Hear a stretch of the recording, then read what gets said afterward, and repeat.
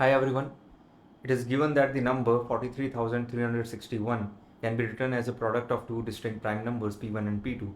Further, assume that there are 42,900 numbers which are less than 43,361 and are co-prime to it. Then P1 plus P2 is. Now, the count of numbers less than or equal to 43,361 which are not co-prime with it would be what? 43361 minus 42900, which is essentially 461. Now, my claim is 461 is equal to P1 plus P2 minus 1. Hence, P1 plus P2 is equal to 462 and answer is A. Now, let's understand this, what I have just claimed. If you see carefully, 43361 is equal to P1 multiplied by P2, where P1 and P2 are both prime numbers.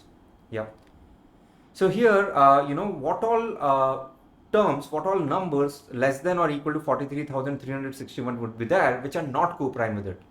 It will be P1, P1 multiplied by 2, P1 multiplied by 3, so and so forth. It will be P1 multiplied by P2. Similarly, it will be P2, P2 multiplied by 2, P2 multiplied by 3, so and so forth, P2 multiplied by P1. Yeah.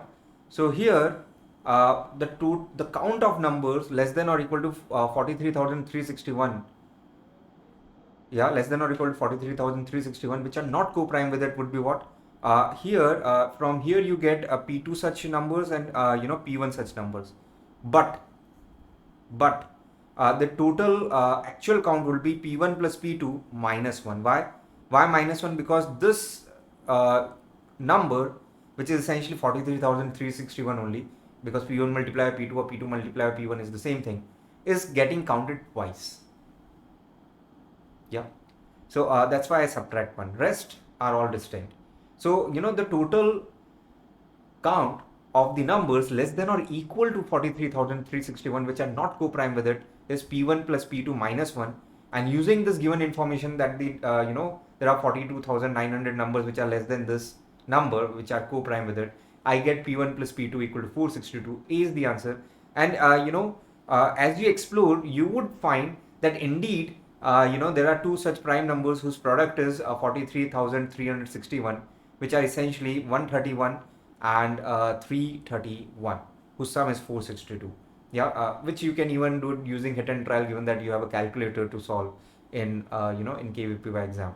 But having explained this much, if you do it for yourself, it is very quick, and the method that I have shared with you is very intelligent.